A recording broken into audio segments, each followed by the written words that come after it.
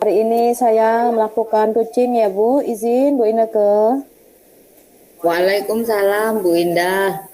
Sebagaimana kita sepakati kemarin, bahwasannya Ibu hari ini akan melaksanakan coaching ya Bu. Saya Ya, di sini Bu. saya di sini akan melihat, mengamati, dan akan menilai praktek yang akan Ibu lakukan dengan Pak Bayu. Insya Allah hari ini ya Bu. Iya Bu Ineke. Oke, sini saya bertindak sebagai observer dengan praktek coaching menggunakan alur tirta yang nantinya ada tujuan, identitas masalah, rencana aksi, dan tanggung jawab seperti itu ya Bu Dwi. Iya Ibu. Baik, sebelum kita melakukan praktik coaching pada hari ini, saya mohon izin untuk mengajukan beberapa pertanyaan terkait coaching yang akan kita lakukan hari ini. Yang pertama adalah kompetensi coaching apa yang nantinya akan Ibu lakukan? Baik Bu, untuk kompetensi coaching yang pertama saya akan lakukan, yaitu yang pertama kehadiran penuh Bu. Yang kedua adalah mendengarkan aktif, dan yang ketiga mengajukan pertanyaan yang berbobot kepada coach saya Bu.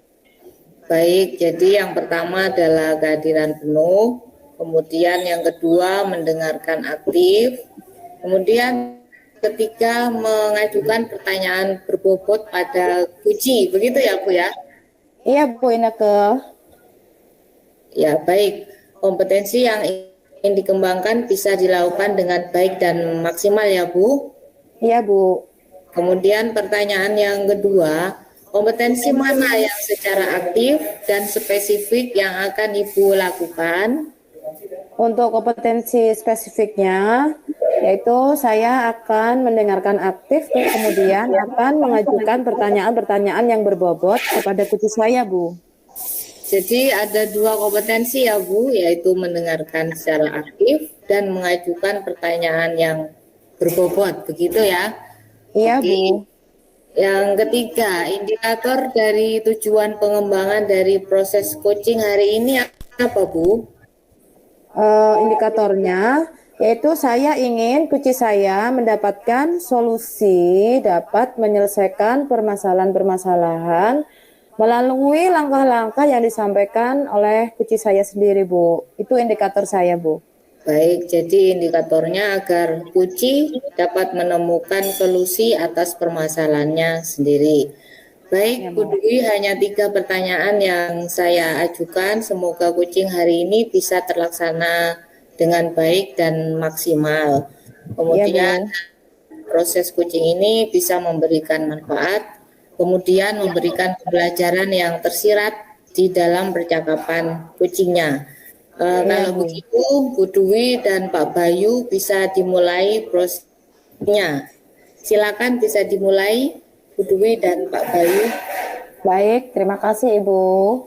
Sama-sama. Assalamualaikum, senang sekali bertemu dengan Pak Bayu. Bagaimana kabarnya Pak Bayu hari ini? Alhamdulillah Ibu, sehat-sehat saja kok. Saya ini walaupun ada sedikit nggak enak badan ini. Dari ekspresi Pak Bayu, tampaknya kurang semangat nih. Ada masalah Pak Bayu? Ini iya Bu, Ini saya punya permasalahan di kelas ini tentang pembelajaran saya di kelas, terutama di kelas 10 ini, Bu. Iya Pak Bayu. Bisa ceritakan masalahnya bagaimana Pak Bayu? Nggih, begini, tentang pembelajaran di kelas, terutama kelas 10 itu mengenai implementasi pembelajaran berdiferensiasi, Bu. Itu. Nah, eh, kendala yang saya hadapi dalam penerapan pembelajaran di kelas itu, saya mengalami kesulitan pembelajaran diferensiasi karena ternyata anak-anak di kelas 10 itu masih kurang paham tentang minat mereka, terus cara belajar mereka, Bu. Oh, begitu Pak Bayu. Jadi Pak Bayu mau ngomongin masalah pembelajaran berdiferensiasi. Eh, Nggih. dari situ anak-anak masih kurang mengetahui minat dan bakat mereka, begitu ya Pak Bayu ya? Jadi anak-anak 10 ini kan dia baru dari kelas dari SMP ke SMA. Mereka Ya. paham tentang minat mereka, apa namanya gaya belajar mereka, terus kemampuan mereka itu belum tahu gitu. Sehingga saat saya melakukan pembelajaran berdiferensiasi itu mereka malah bingung gitu, malah tertukar-tukar gitu. Mereka maunya, ah Pak, kita maunya bikin poster semua Pak, gitu. Tidak ada yang Oh, gitu. gitu. Tidak ada yang mau bikin pop up begitu, Bu. Pak Bayu, Iya, iya. bisa ceritakan detail masalahnya sebenarnya itu bagaimana Pak Bayu?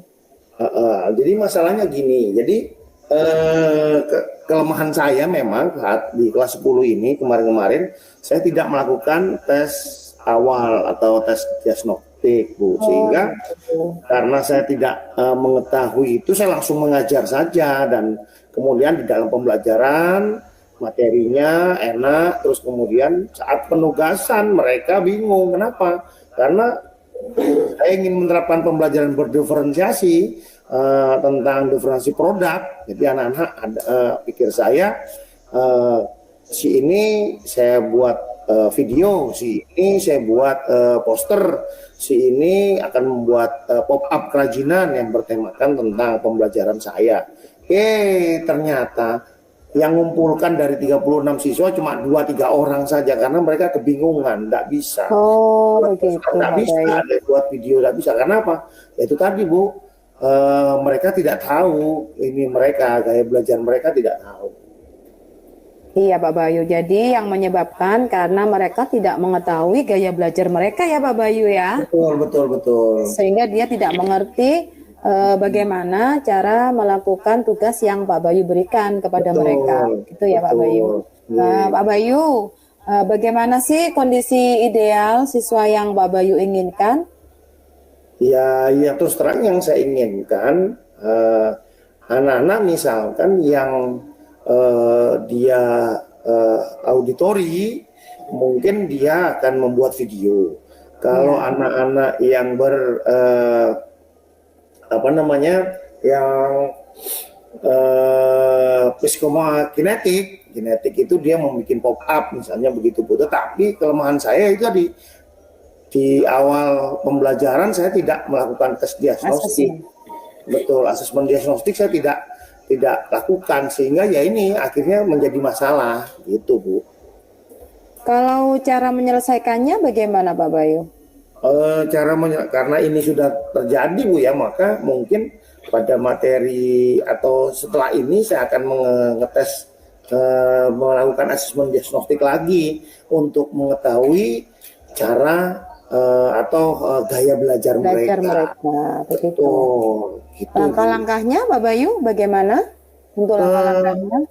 Ya, langkah-langkahnya otomatis nanti ada waktu khusus saya lakukan tes asesmen diagnostik, kemudian saya analisis dari Ya. 36 anak itu mana yang kinestetik, mana yang auditori, mana yang visual. Seperti itu, Ibu. Oh, begitu Pak Bayu. Bagus sekali Pak Bayu, luar biasa Pak Bayu. Pak Bayu, apakah Iya. ada pihak lain yang dapat Pak Bayu tambahkan dalam melakukan rencana Pak Bayu tersebut? Oke. Kalau pihak lain rencananya rekan-rekan sejawat pengajar sama-sama pengajar di kelas 10 ya. Saya ingin minta masukannya dari beliau-beliau itu tentang apakah kita analisis saya nanti sama tidak setelah saya melakukan analisis diagnostik, apakah sama analisisnya bahwa si A ini kinestetik, bahwa si B ini adalah auditori, begitu Bu. Nanti rencananya teman-teman yang mengajar di kelas 10 itu saya minta masukan dan saya ajak bekerja sama untuk sama-sama membuat kesimpulan tentang gaya belajar dari kelas yang saya ampu. Baik Pak Bayu, mohon maaf sebelumnya Pak Bayu, untuk mata pelajaran yang Pak Bayu ampu, mata pelajaran apa ya Pak ya? Pelajaran biologi Bu, jadi pelajaran IPA tapi karena di SMA biologi berdiri sendiri Bu, tapi nanti di pelaporan dia masuknya IPA Bu. Oh begitu Pak Bayu ya, jadi nanti Pak Bayu akan melakukan dengan rekan sejawatnya Pak Bayu ya? Ya, kira-kira berapa lama waktu yang dibutuhkan Pak Bayu? Waktu yang dibutuhkan untuk itu mungkin 2 minggu Bu. Jadi tes yang minggu pertama ini, pertemuan selanjutnya saya akan mengadakan asesmen diagnostik. Kemudian pada minggu berikutnya saya melakukan analisis dan kita rembuk bareng ya di MGMPS itu kita sama-sama menganalisis, mendiagnosis si A, si B, si C-nya itu Bu. Oh baik Pak Bayu. Pak Bayu, komitmen seperti apa yang akan Pak Bayu lakukan agar rencana Pak Bayu dapat berjalan dengan baik? Kalau komitmen ya jelas. Tadi saya bilang Bu bahwa saya mengalami membuat suatu kesalahan fatal.